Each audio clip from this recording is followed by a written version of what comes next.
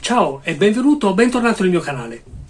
Quante volte andando in una fiera del tuo giardino ti sei trovato davanti a situazioni come questa? Ovvero di un irrigatore che invece di funzionare bene va a spruzzare soltanto da un lato o comunque non dà la giusta pressione che dovrebbe avere, appunto. Bene, non preoccuparti perché in questo video ti farò vedere come mettere mano agli irrigatori. Io andrò a lavorare su questo tipo di irrigatore qui, ma il mio tutorial va bene per qualsiasi tipo di spruzzatore, comunque di questa tipologia. Perché il meccanismo grosso modo è sempre quello, quindi andiamo a cambiare il tipo di irrigatore, la marca, il modello, ma il meccanismo è sempre quello, quindi non preoccuparti, con un po' di manualità e un po' di ingegno riuscirai ad applicare questo tutorial che ti faccio vedere a qualsiasi tipo di irrigatore di questa tipologia qui.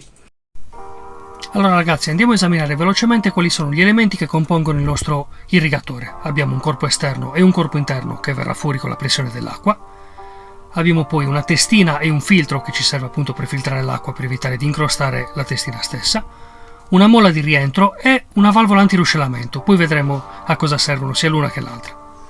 La prima operazione che io vado a svolgere quando vado a controllare gli irrigatori è quello di rimuovere la testina. Per fare questo, in questo caso si utilizza semplicemente una chiave a brugola, ma in alcuni irrigatori la testina è fissata con una vite che si toglie con un cacciavite a taglio, quindi come vi ho detto all'inizio cambia la marca, cambiano alcuni componenti ma il funzionamento è sempre lo stesso, cioè cambia la tipologia dei componenti ma i componenti sono sempre quelli. Andiamo poi a rimuovere quello che è il dado di chiusura, la rondella di chiusura. Togliamo tutte le varie guarnizioni, vari o-ring e sfiliamo il corpo centrale con la molla di ritorno e la valvola antiruscellamento, ecco qui.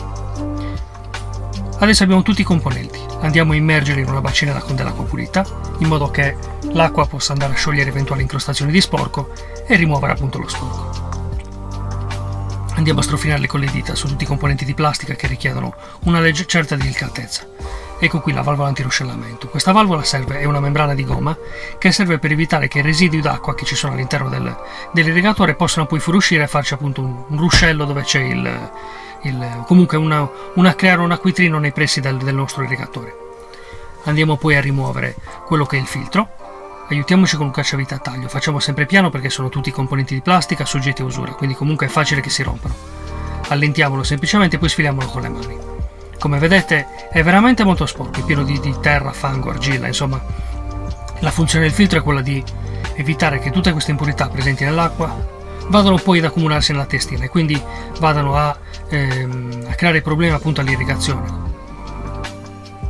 Una volta pulita bene così con le mani andiamo ad assicurarci che tutto il grosso dello sporco venga rimosso, ecco qui. Io mi aiuto anche con un cacciavite internamente, voi fate piano, fate attenzione ovviamente. Non dovete riportarla come se fosse nuova, però quantomeno togliete tutte le incrostazioni importanti. Se non doveste riuscire a farlo così con le mani, aiutatevi con un getto d'acqua sotto pressione.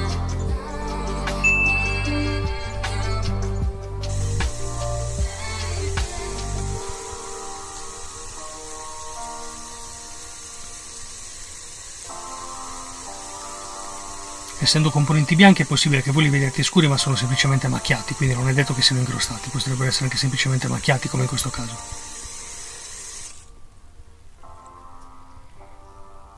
E ritorniamo adesso alla nostra bacinella con gli altri componenti. Andiamo a lavorare un pochettino sulla vite di fissaggio della testina. Questa vite di fissaggio serve sia per fissare la testina nel corpo interno, sia per andare ad agire sulla regolazione della testina. La testina non è altro che un ugello che ha la possibilità, in alcuni casi, come ad esempio questo, di regolare la gettata dell'acqua con un raggio da 360 a 0 gradi. Quindi agendo su quella rondella andremo ad aprire più o meno il raggio d'azione del nostro irrigatore. Ma ne esistono alcuni che sono anche fissi, quindi senza regolazione. E la vite di fissaggio serve semplicemente per avvitare e svitare la testina. Comunque, andando ad allentare questo dado, questa vite qui, avremo poi la possibilità di entrare all'interno della nostra testina e quindi andare a rimuovere eventuali impurità che si sono incrostate all'interno della testina stessa e quindi rendono il getto non più regolare ma vanno a tappare la testina in alcuni punti, come avete visto all'inizio nella prima parte del video.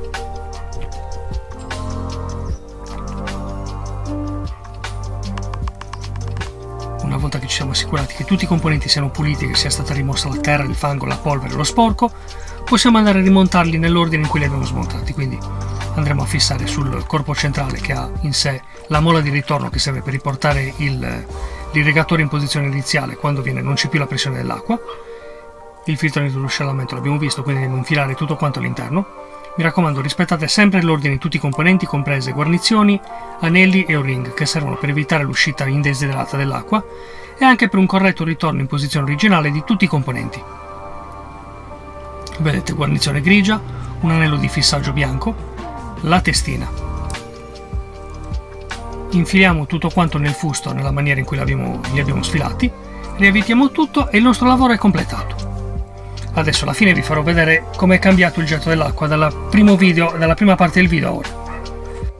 La revisione del nostro irrigatore è adesso terminata. Prima di vedere il risultato finale ti invito a iscriverti al canale, lasciare il mi piace qui sotto e attivare la campanella per stare sempre aggiornato su tutte le mie pubblicazioni e tutti i miei lavori. Buon proseguimento!